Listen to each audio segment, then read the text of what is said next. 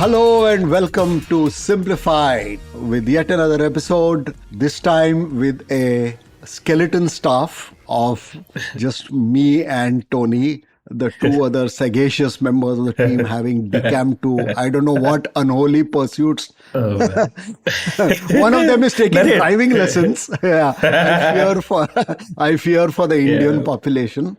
Yeah, So- no, when you said skeletal stuff, I just remembered that you are practically a fossil, no offense.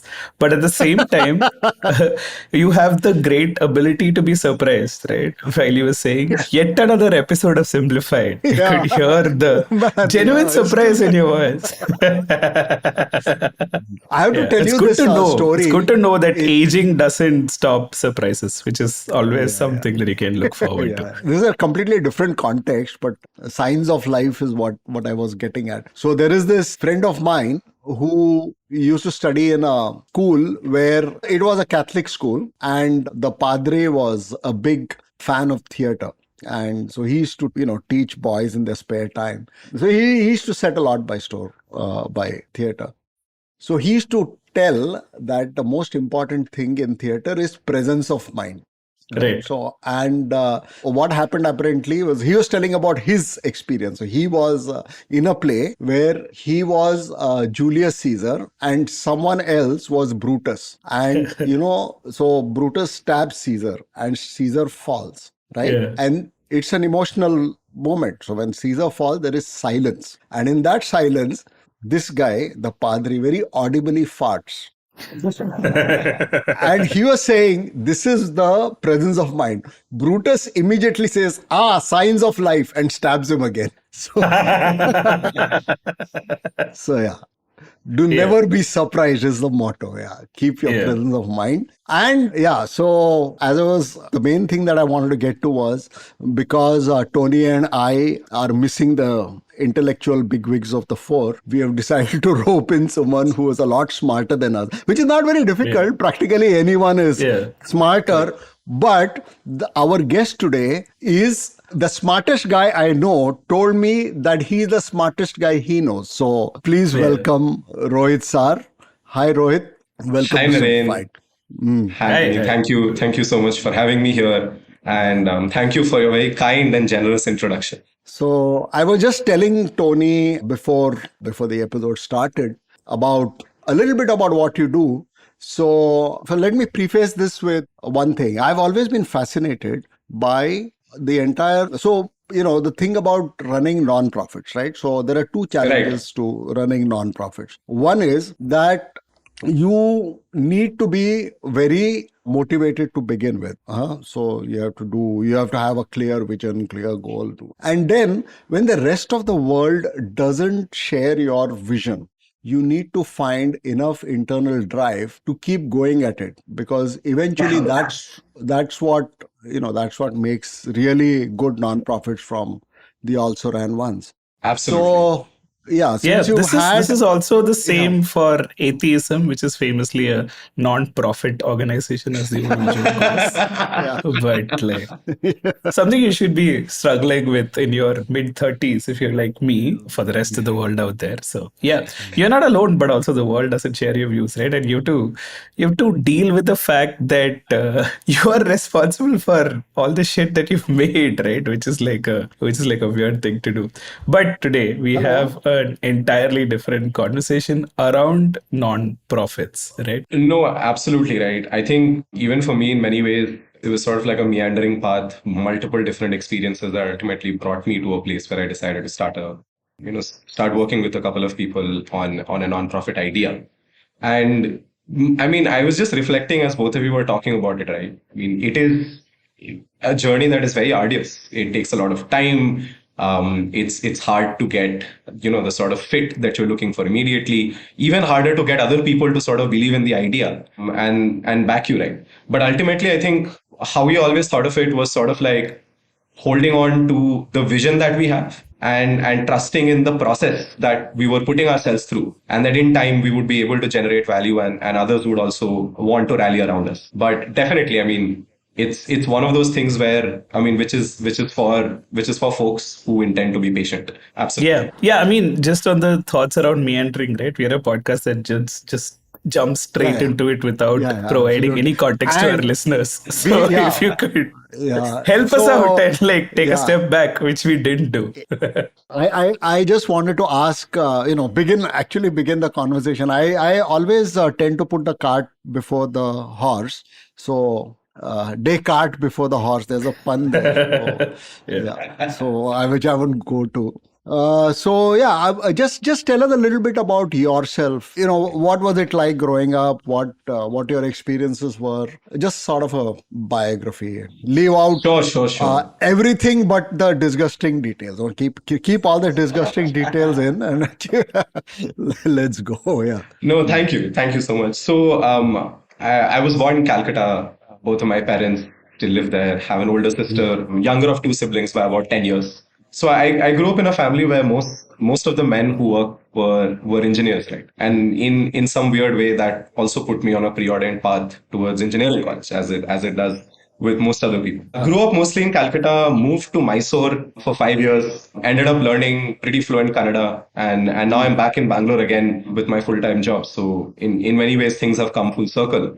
And headed to IIT Kharagpur for my engineering degree. Soon after, got involved with my first non-profit experience with Tata Trust, worked at P&G, worked at Abbott, currently working at an impact investment firm in Bangalore. And for the last couple of years, I've been working on a non-profit called Nostos Home, which looks at housing people who have been displaced due to disaster, conflict, or anything else. Right? And that is what you and I started talking about, Naren, which sort of led on that meandering path to this conversation that the three of us are having here. And if I take sort of a step back, right, and think about how some of these things happen and why they fell into it, right? I think if you think about it, there's a bunch of different reasons for why anyone would do, something that is impact oriented. Either they're interested in problem solving, and that's like, it's something that really stimulates them. You enjoy the aspect of the kind of impact you've created and perhaps gratitude that folks have, right? And just very simply put, feels good. And in many ways, it can also be righting some sort of a wrong or an injustice, whether personal or impersonal, right? And it's empowering, and it feels like the righteous thing to do. So I think if I put all of these things together, and that's really how I sort of looked at, why I decided to start working with Tata Trust or start working on the idea with Nostos, is essentially that you want to kick out of life, right? Life is short. You only get it once. Everyone finds different ways to make it meaningful. And therefore, I decided that it's important to take a point of view, in terms of what you would like to see the world as, and then sort of work backwards from there to realize this vision. And that is sort of where both of these pursuits, working on water sustainability in the Northeast, and then looking at housing and rehabilitation, came into play. If I may be very honest, perhaps I don't have a very specific cause or a set of causes that I've determined to, dedicate myself to. But I recognize that there are multiple areas where I have the ability and some context to contribute. And I think that's why two relatively diverse things, but both sort of lending themselves to some sort of an operational background, given the kind of work I ended up doing in college, given the kind of work I ended up doing in my early career. And that's sort of where I've like gravitated, if that helps set some of the context. That's quite a comprehensive reply. So let me just ask one thing. Okay. So please, in my observation, okay, there are broadly two approaches to solving the world's problem. Okay. One bunch believes in sociological solutions, right? So everything is socio-economic, and you increase the income of one, decrease the income of the other, that kind of thing. And the other is the tech bro group, which probably you and I definitely, all three of us probably belong to, who believe that technological solutions are really good and are available for many, if not all, of humanity's problems. So what is so always tech bro is used in a very pejorative sense. Except the tech bros don't know it. They like, tech bros don't know it. I shall stand in queue for this Rameshwaram idli for another 3 hours. It's not a problem that technology needs to solve because it looks good on my Instagram. But all other problems can be solved by tech. can be solved by technology. What is it? Web 3 has a solution for this. Is that the refrain? I'm sure there must be.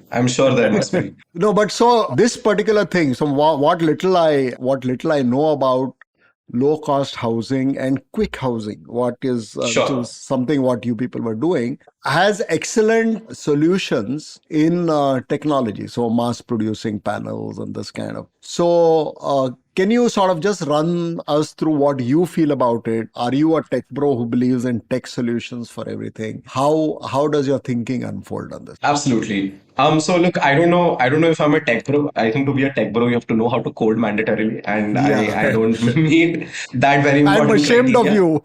And not only code, but print those lines of code and get Elon Musk to review it. So that's true. So that would be like the ultimate for a tech bro, I would imagine, right? But no, all things aside, I definitely believe that technology plays a very important role and can play a very important role in solving a lot of the problems that there are, right? But I think what's very important, and perhaps what sometimes folks may forget, which is why the word tech bro could at times be applied in a negative connotation as well, is that it's not just about like designing or inventing something that is cool, but also about keeping things very contextual, that they work and fit for the people in that particular context, and that your design or your solution, while you of course want it to be standardized so that you can mass produce it, you can take an advantage of scale and all of that, it also has to have that degree of adaptability or flexibility, right? So that it can work. Like for example, our homes, we thought of the design as something that should work where it's windy, it should work where it's rainy, it should work where it's hot, and apart from having the constant aspect of it being sturdy, being strong, and all of those things, right? But a lot of the thinking in terms of the choice of material, etc., help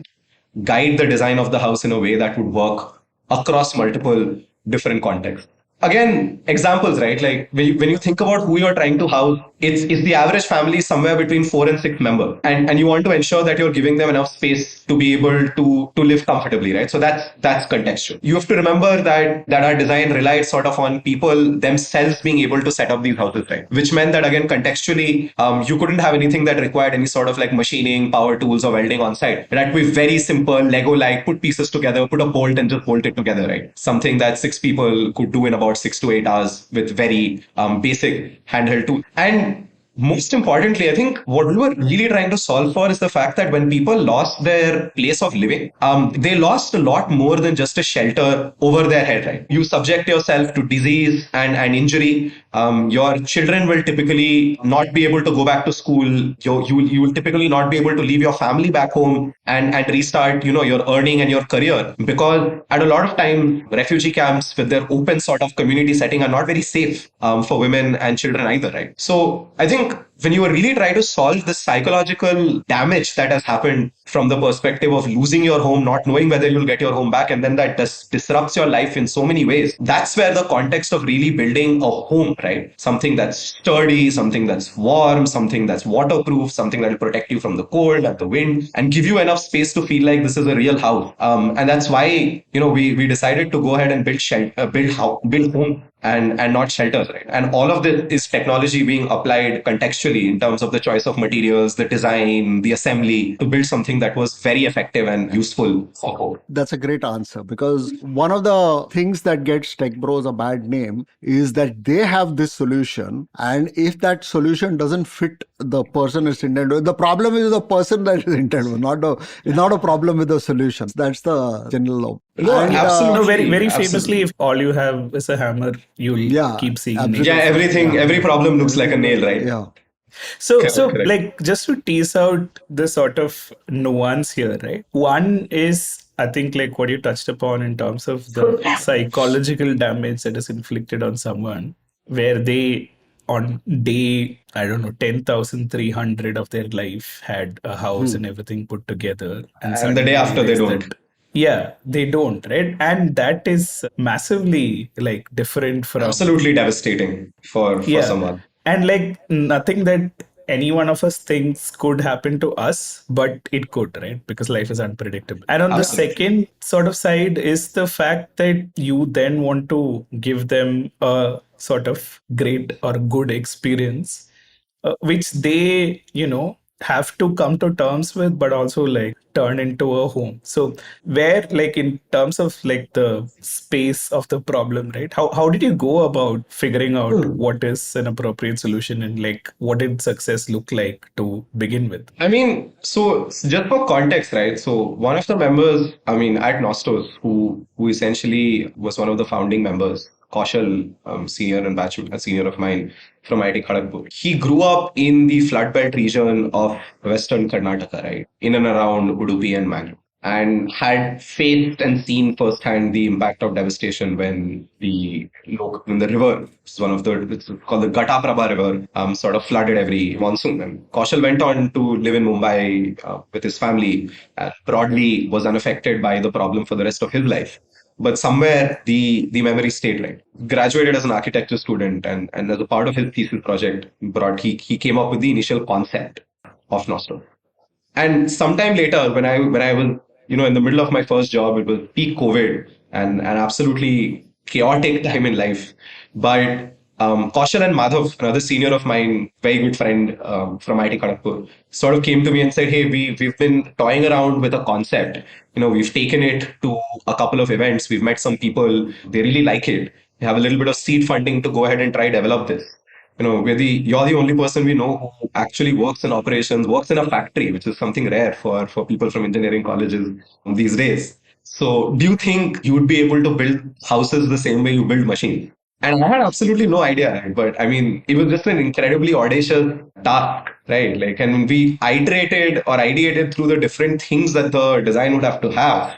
It has to solve all of these problems: temperature, water, safety, security. It has to look and feel like a house, so it has to be pretty, for the lack of better words. It has to be cheap, can't be ridiculously expensive, and we have to be able to build it in relatively low resource settings. Like some fabricator with a shop somewhere, if he can weld and cut and grind, he should be able to put a shelter, put a home together. And that is where all of this basically started, right? If I talk a little bit about how we arrived at this. So thankfully, there are a lot of good resources out there in the public domain, which broadly look at what principles you should have when trying to design a shelter as a starting point. How much space you need to give, how your strength should be, how you think about insulation and waterproofing and all of those things, right? Second, we wanted to sort of go with a design, that would fit in with the kind of setting that it was going into.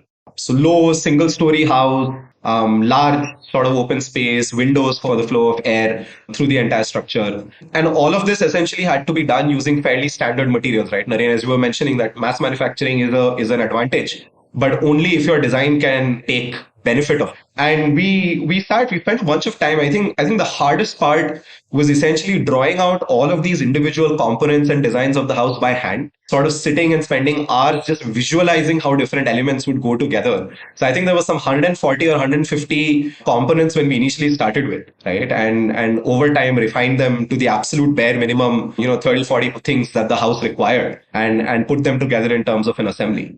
And I think this was really the starting. Spoke to a lot of people who were working in the rehabilitation and disaster relief space, a lot of NGOs, other NGOs, people in the government, people in the private sector who were building housing solutions. And I think one thing became incredibly clear to us, right? That, it was never going to be possible for the team at Nostos to actually go ahead and deploy houses ourselves. And we needed, therefore, a design and a solution that was not limited in its scalability by our bandwidth or team size, but rather could leverage the simplicity in the design.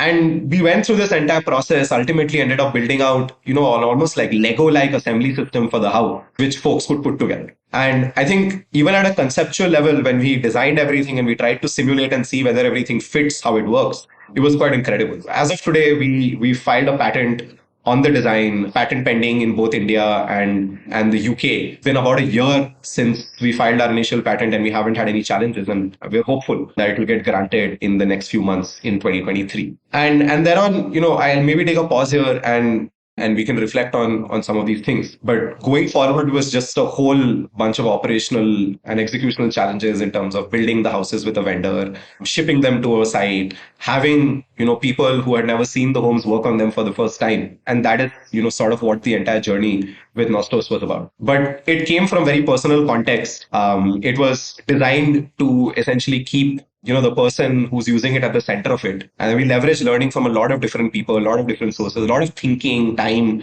went into this design and simulation work till we finally had something that was cheap to build, effective, and easy to understand as well. So that's very interesting. What I want to know, going a little ahead, is when you designed it, so there would be few things that you would have in the mind. Now, number one is what are you going to offer? Is it primarily a shelter? Is it a proper home, which can be, or in the sense that whether it's going to be something temporary till they can do, or whether it's something going to be something permanent?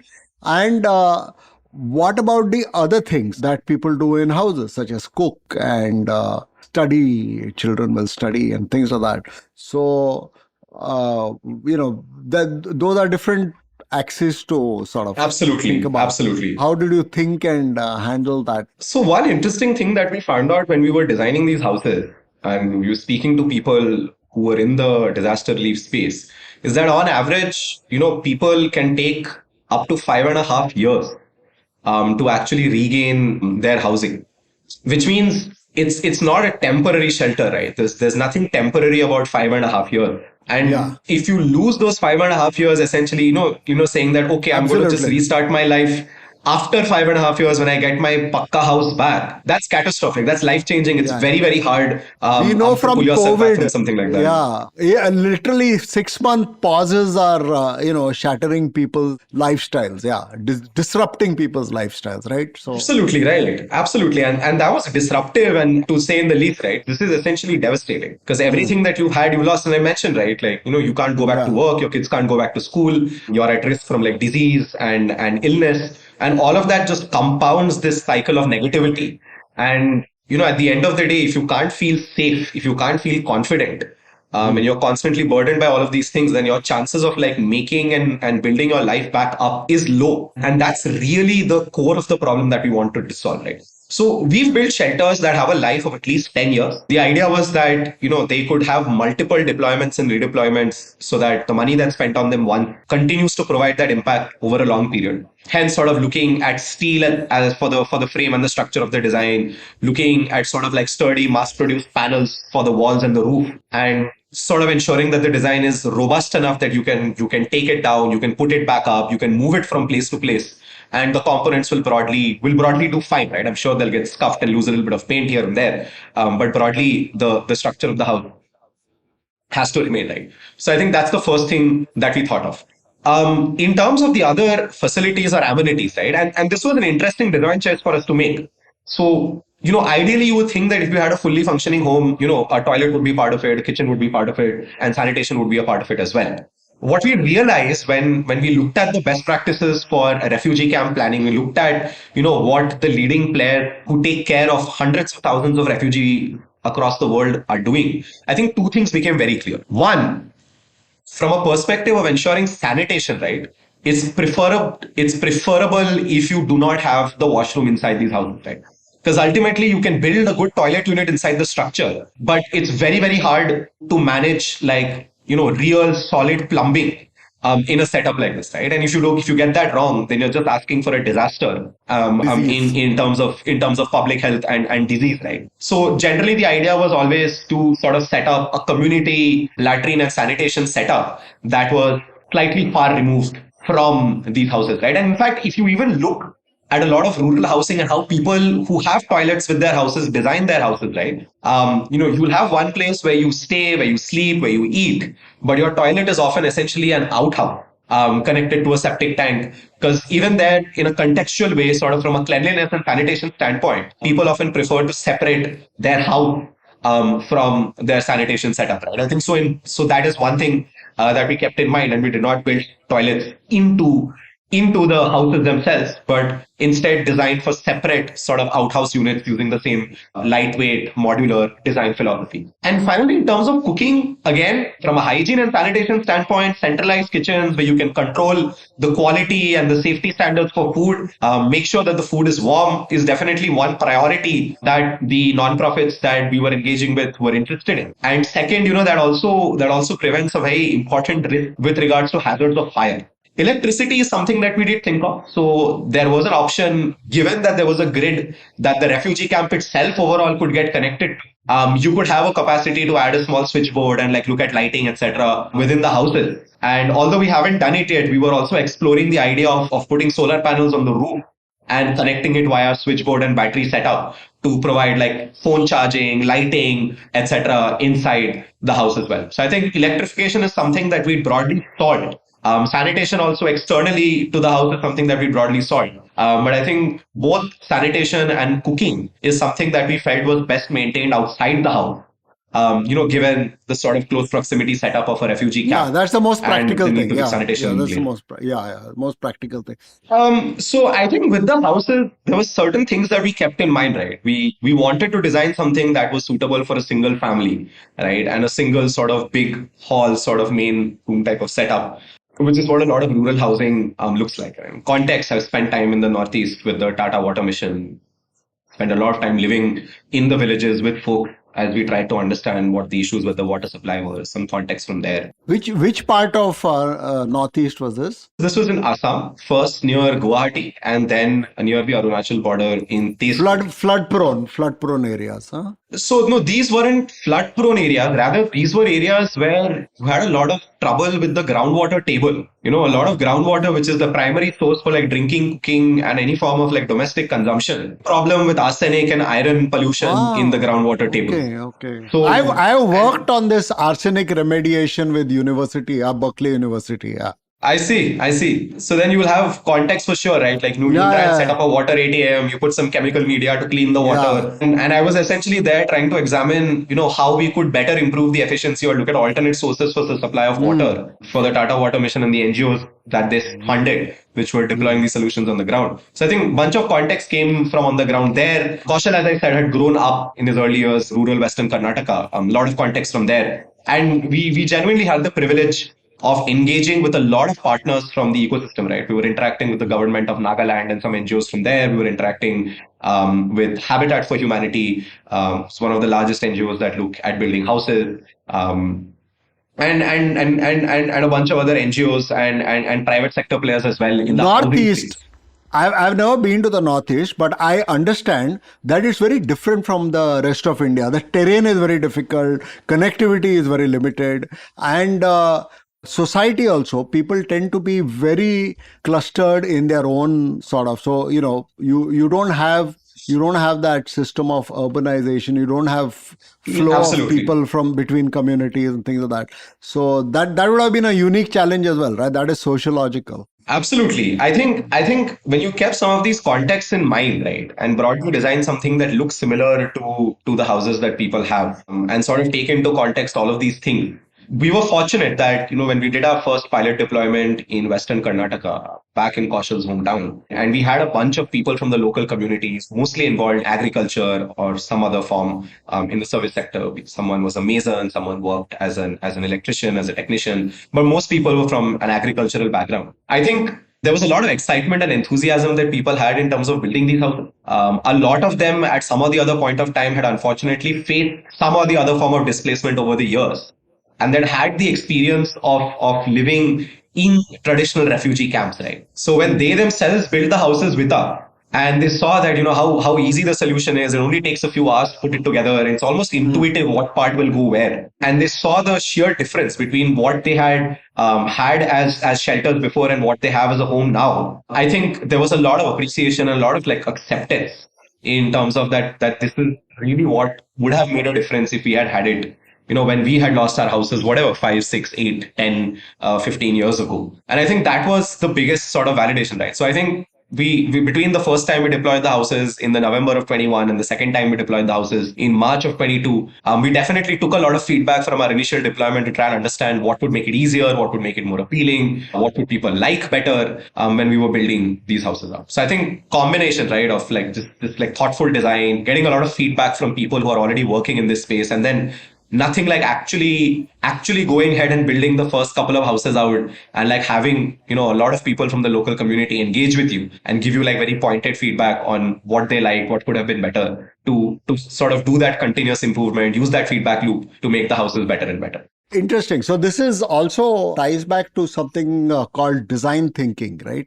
So design Yes, thinking, yes, you don't have the luxury when you're dealing with real world problems of unlimited iteration, right? So you right, have right. at best one or two, because if you keep having to iterate on and on, all your channel, everybody connected with the thing loses heart, loses confidence in the product. So you have to get it Plus, it's right. expensive when you're on a Which non-profits means you have budget. to think a lot about it design wise. So that's what I was wondering, if how can one generalize this, how can one generalize the approach of design thinking to anything that you might be doing? How would you, if you had to solve a problem, let us say you were solving a problem of, I don't know, warm clothes for people affected very badly with winter somewhere, let us say. How would you think about it? How do you have no experience of cold weather. You have no idea Hello. what bitter cold feels like. Time for a little break. Stay tuned and see you on the other side.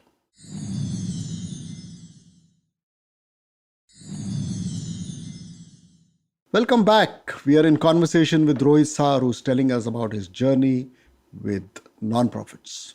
I think you hit upon a really important point, Naren, right? Which is, especially in a non-profit setting, it's relatively hard. I mean, it's you need to be relatively quick with your iterations, and you can iterate only so many times. I think a large part of design thinking is not having a situation where the first thing you build is so very wrong that you have to start over from scratch altogether. That would sort of defeat the purpose. Not that that doesn't happen, regardless, but the intent would be to not end up in that situation. Right? True. We are on I SImblified, think we are on where about the 290th iteration or something. We still not figured it out. So yeah, very like different metrics. But okay, go ahead.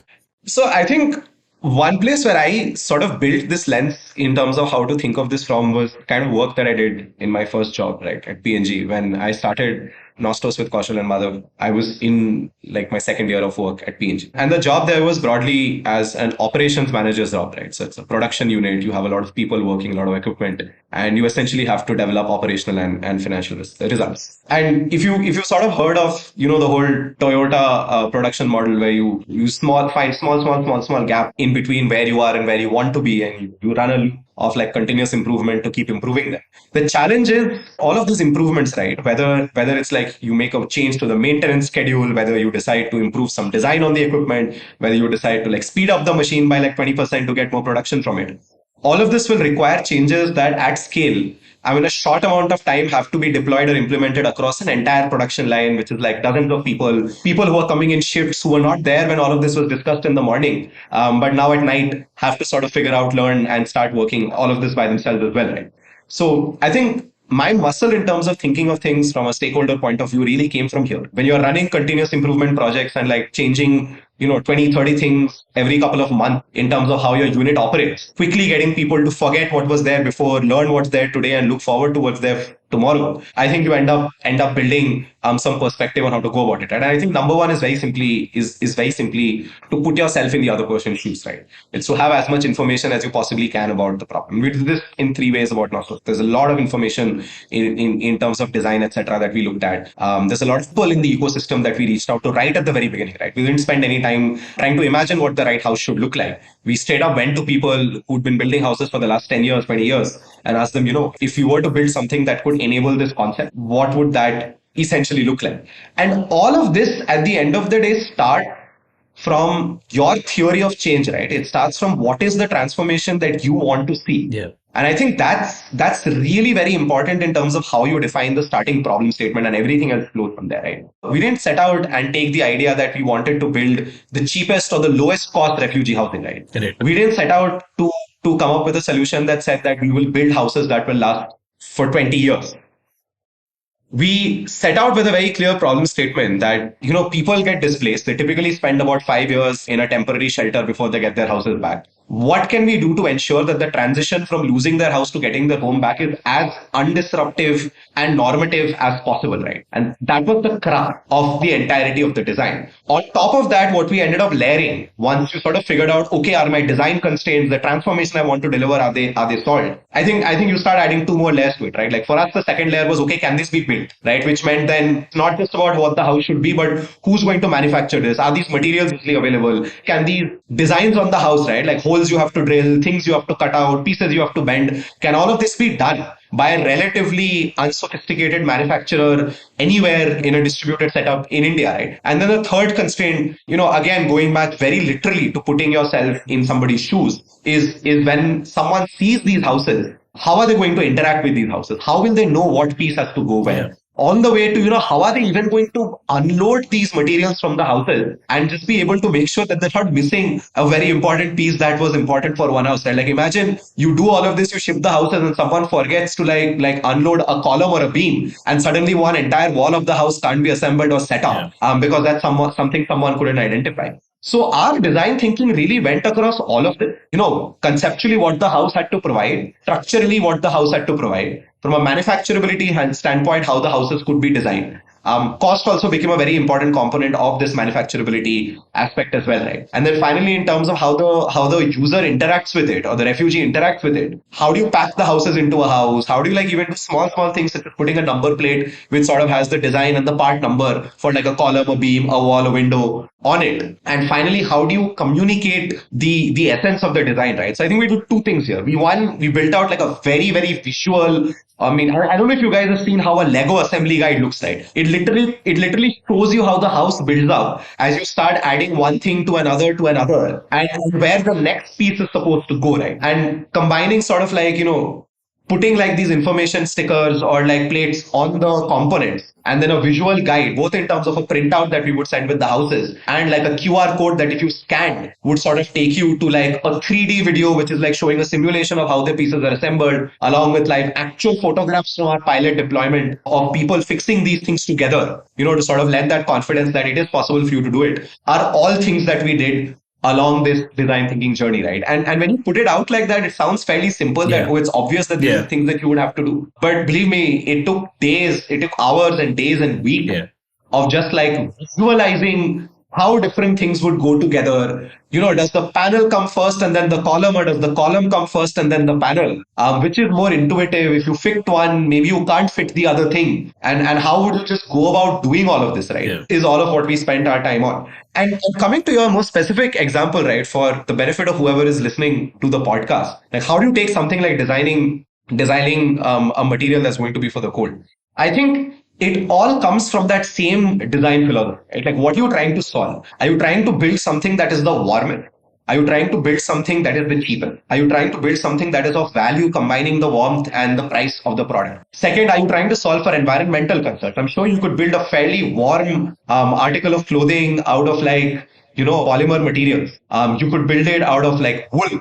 But are you trying to be ethical in saying that, hey, I'm not going to be using animal sources and I'd rather use like recycled materials? I think all of these become considerations when you're trying to do this sort of design thinking, right? Right from if I were to reiterate, what is the change that you're trying to bring about? What are the specific constraints within which, therefore, you have chosen to operate with the design? Second, how are you going to manufacture and prepare these, keeping in constraint, stuff such as ethics, environmental constraints, cost, material availability in mind? And then finally, if you're going very bold and saying, hey, I'm going to provide a design where people can like stitch their own warm clothing, then how practical or simple is it, right? Like if I were to take a peg out of your own book, Naren and Anthony, how simplified can this be for someone to be able to implement? So I think all of this goes into that perspective of design thinking, right? Starting from the problem, ending at the user, and like really putting yourself in the user's shoes and imagining what it would be like to do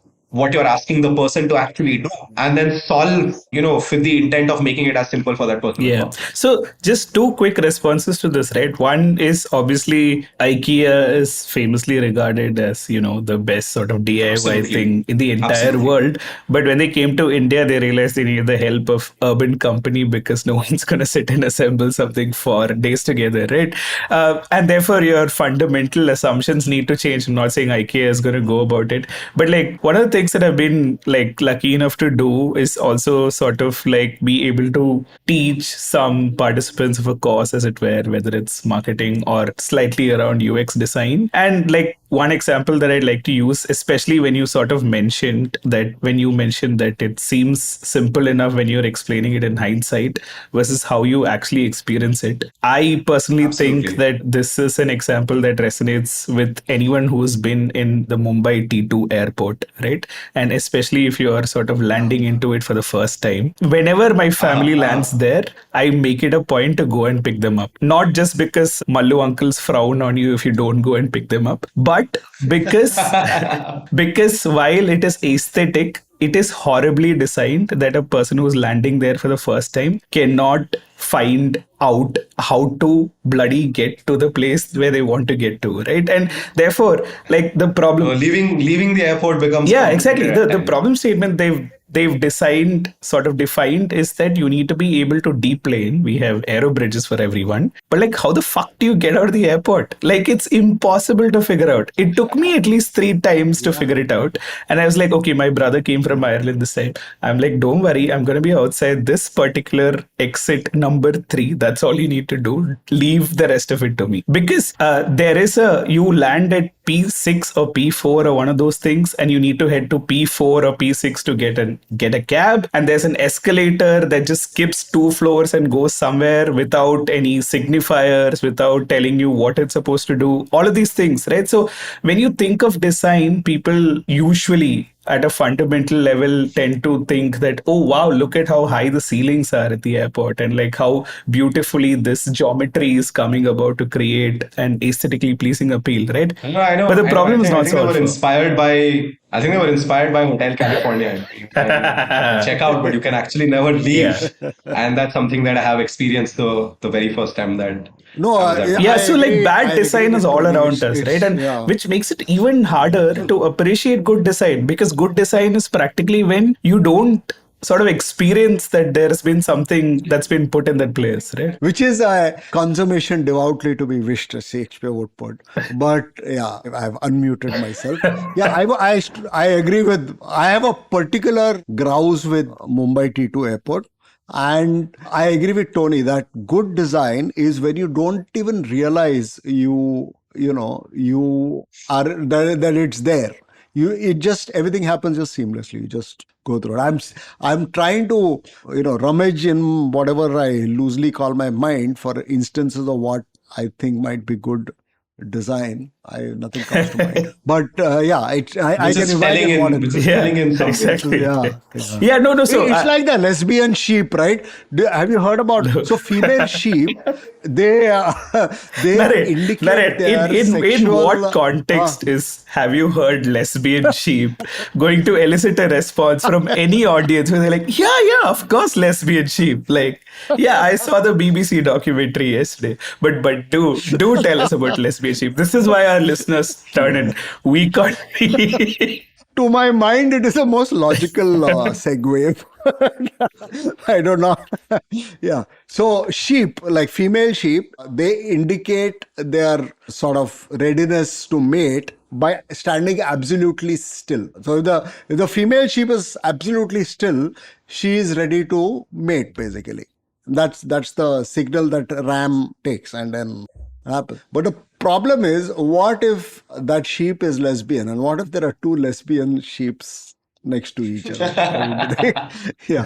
So that's sort of, I was somehow connected in my mind that with good design. So good design equal to lesbian sheep, but I don't know how to sort of crystallize it into. You're supposed to count the sheep and fall asleep, not stay awake and think of how lesbian sheep wait. No. So Rohit, sort of what I was tangentially getting to was you've sort of had the experience of actually seeing how people react to the design, right? Therefore, like, how do you sort of define that design success? And like, have you had moments where you're like, yeah, what we're doing is right, or there's something that we need to change? So I think the way we went about it, right, is we defined very clearly for ourselves what success would look like. And it was very simple. We didn't have too many metrics. I think it had broadly 3 metrics that we looked at when we said, Ki, acha, if this happens, then we'll say that, our design is successful and we've delivered something that we. Number 1 should not take more than 6 people to build it. Number 2, it should not take them more than 6 to 8 hours to build it. And number 3, it should not require anything apart from very simple tools. In fact, nothing apart from spanner or a wrench and some bolts and nuts to put the house together. And we felt that, if you can demonstrate these 3 things, or rather they could be demonstrated by people who had no concept of what an Oslo home was, we could go back and say that this design is ready for mass production, and that's it. So I think the product aspect that I'm getting at is it's very important to have criteria to say that your design is successful. Absolutely. Right? And to not leave it vague or open-ended. Like sure, anything can work. Yeah. At the end of the day, it could work even if the houses took 2 days to build and required like 10 people and a blowtorch and a drill. That would also technically be building the houses and having them work. But when your design intent is essentially to not do any of these things, and in many ways what I'm trying to say is that your success criteria have to be a reflection of your design intent, right? It has to be easily verifiable, very quick feedback loops. I think we built the first 2 houses and we realized that there's a bunch of stuff that's wrong with it. Like these 2 holes are not in the right place. This column is too long or too short. These 2 joints aren't as intuitive, and hey, it's very difficult for someone to actually put their finger there and tighten something with a bolt. Some of these things, even after like hours and hours of like simulation and like just like thinking and visualizing weren't clear. Or just people get confused between 2 different parts, right? Like part A is supposed to go absolutely right. Yeah, absolutely. And that in and of itself is then poor design at our end. Because if you haven't put something on the houses that makes it very easy to understand, okay, this is part number 1. This, according to the design, goes in this corner. Then we've done something wrong, right? So, I mean, despite all of this design thinking, the first time we actually put our houses on the ground, 2 of them wouldn't build, and we only managed to assemble a bunch of screw ups from our vendors and a lot of things that were supposed to have been delivered, not getting delivered. A few things that we had thought of incorrectly as well, right? Or to put it more in particular, I had thought of incorrectly since I was holding the pen on the design. But the advantage was that because all of this had been sort of codified, it was digitized, it was easy for us to play around with and adjust. It didn't take us too long to identify the modifications that we would need to do with the design, right? And the next time when we went to deploy them in March, and we had someone who was running a machine shop in the local area come and work with us for some on-field modifications and repairs, because the vendor's facility was very far away somewhere in Gujarat, whereas the deployments were happening near Bangalore. We were able to get a lot of this stuff done quickly. So I think 2 design iterations is ultimately what it took us to over a period of 1 year, finalize a design and get all 4 houses built by 6 people in 6 hours using nothing but spanners and wrenches and nuts and bolts like we did. Amazing. Thank you. Yeah. You've been very generous with your time. Naren, you have a question? Yeah. Sorry, go ahead. No, I just one observation that there is this famous philosopher named Karl Popper, right, who said that for a theory to be scientific, it has to be falsifiable. So otherwise it's not scientific. Good design, you should be able to pinpoint your key failure area. So if these things don't happen in the design is failed. So absolutely, for me, that's like one aha moment. Oh yeah, that makes sense. So that was good. And there's another thing about Karl Popper wrote in another book is about, so he was talking about I think what government should be doing, right? It's a book called The Open Society and Its Enemies. Lovely book, written in the time of the war and looking at where fascism emanates. And he finds and he argues very convincingly that it emanates from within the society and within the democracy and within the setup that we have. But the point he makes is this, that everyone talks about increasing people's happiness, but you really can't increase anyone's happiness because humans are humans. Happiness means different things to different people. What you can definitely do is reduce people's misery. Yeah. So I think that's an enormous thing that you guys have done with Nostra's Homes. Yeah, and that's it, right? My happiness, there is no guarantee you can make anyone happy. You can make them less unhappy and less miserable. Yeah. So there's just one additional meandering path that I wanted to explore, which you sort of beautifully let me segue into. And the philosopher that you mentioned obviously couldn't monetize any of his thoughts, which is why he was Karl Popper and not like Karl Millionaire.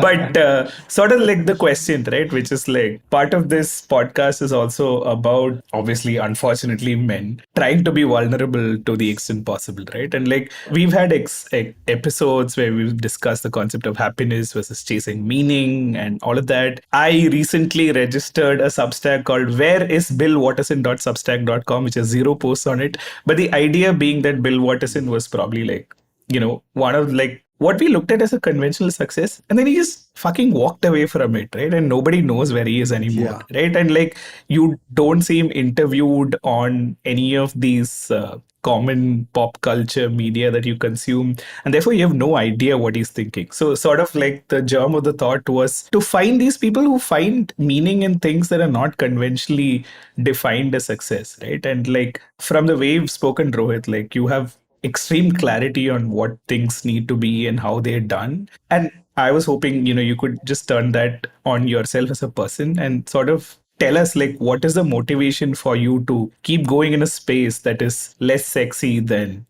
what is probably like monetarily most viable, and what do you find meaning in, and how do you sort of keep going every day? Absolutely. Thank you so much, for that question. And, one of the things that I was reflecting on, as I worked at Nostos, worked at Tata Trust before this, why I sort of started doing all of this, right? And as I continued to spend more time, what is it that I really took away or what I found to be inspiring in the entire journey? So I think number one, the fact that you could fundamentally code switch between different things in your early career. I've always done all of these things in a volunteer capacity.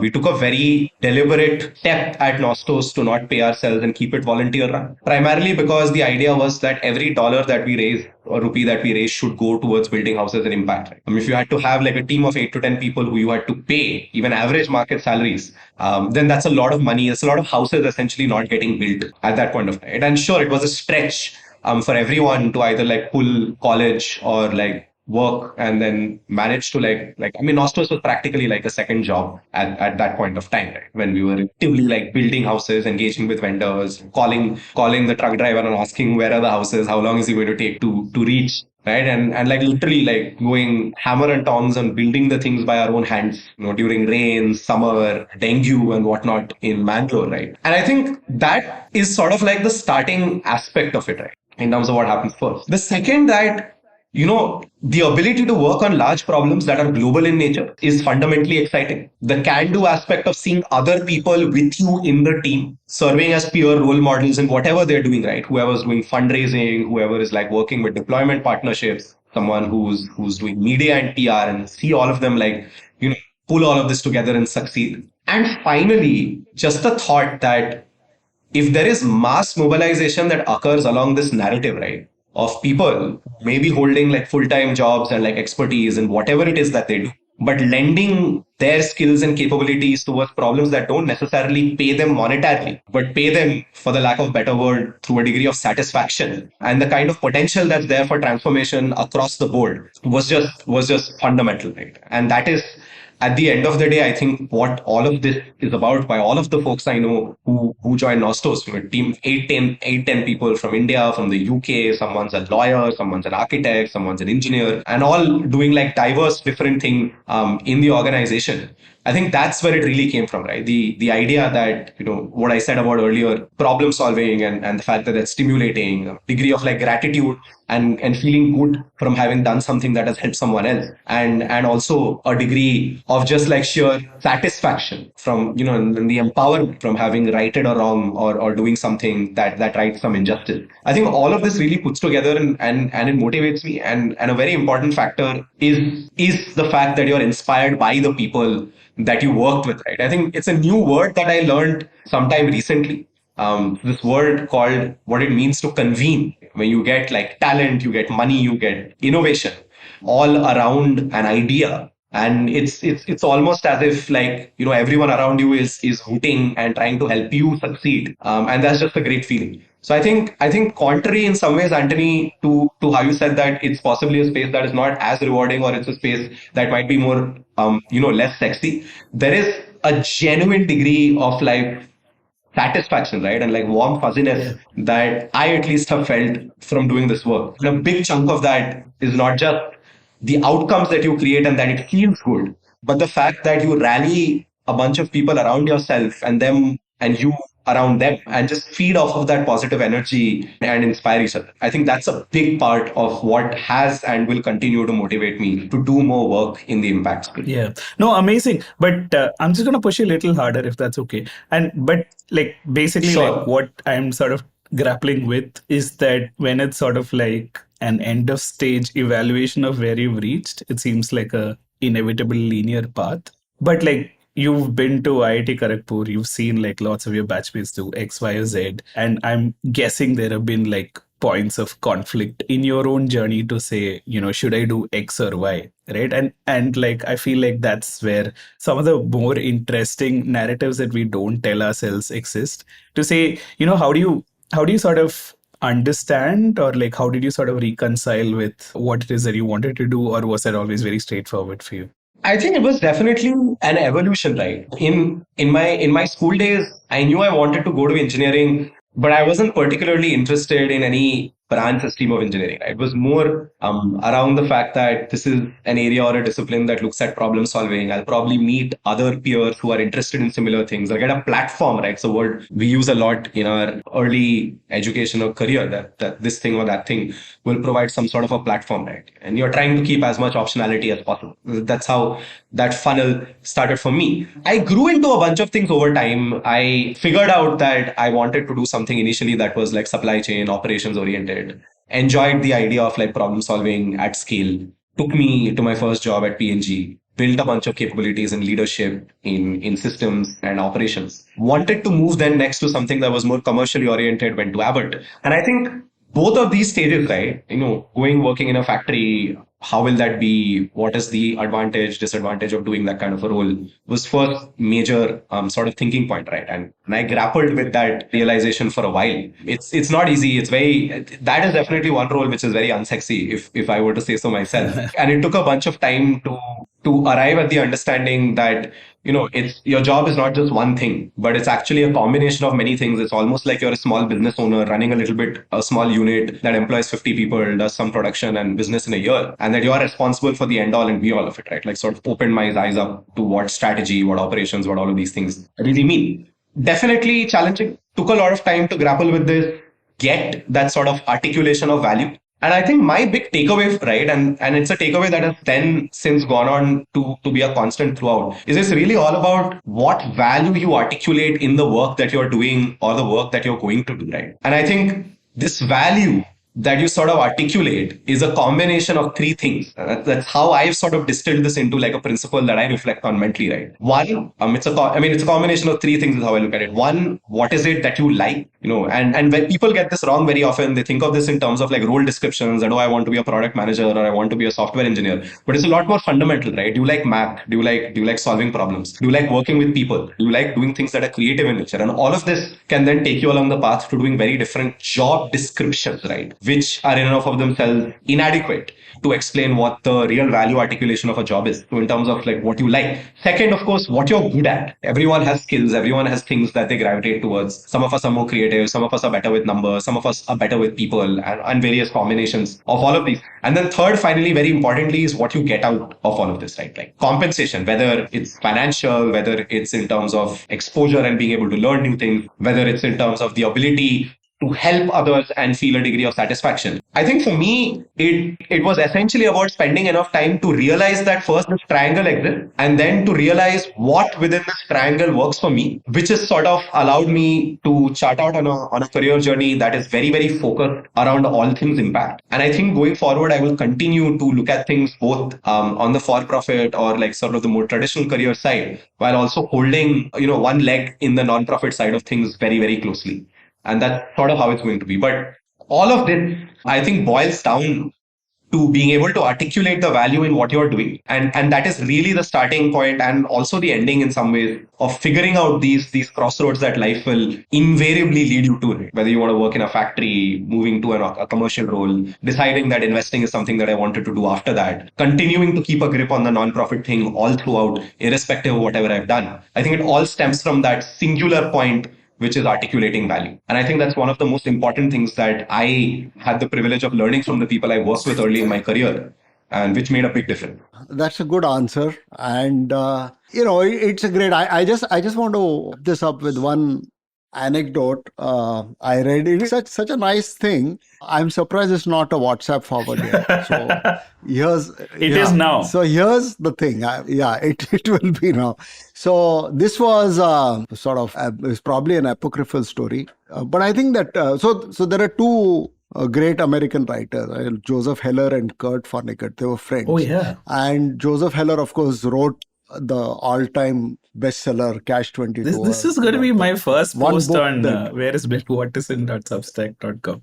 But enough about me. Go on, Naren. Yeah. I mean, I've read Cash 22, Naren, and that is a book that alternately I wanted to throw against the wall and alternately exclaim that this is absolutely brilliant. Yeah. I mean, it was the most brilliantly frustrating book that I've ever read in my life. Right? Absolutely. Everything is a walking contradiction in Catch 22, right? It's also one of a kind as a text. It's the funniest tragic book ever. But sorry, Naren, it's the funniest tragic book ever. I interrupted you when Heller and Vonnegut went to a party. So they were invited to a billionaire's house, right? So a lot of other people were too. And, there was all the finest champagnes, the prettiest women, everything, great masters hanging on the wall, everything. And so Kurt Vonnegut tells Joseph Heller, says, do you realize, Joseph, you might have written the greatest book in American history, but this guy makes more than you ever made in your life. He makes it in a single afternoon.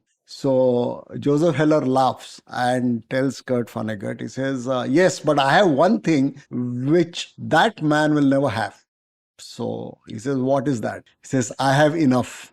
So I think that is the key to being motivated for being in any way involved in pursuits like running or running nonprofits or being any way involved in some social cause, because the metrics are so difficult. You have to be internally satisfied that you have what you have wanted out of life. And so I'm going to take this opportunity to wind up this lovely conversation with our usual sign-off line saying, stay safe, stay satisfied, and stay simplified.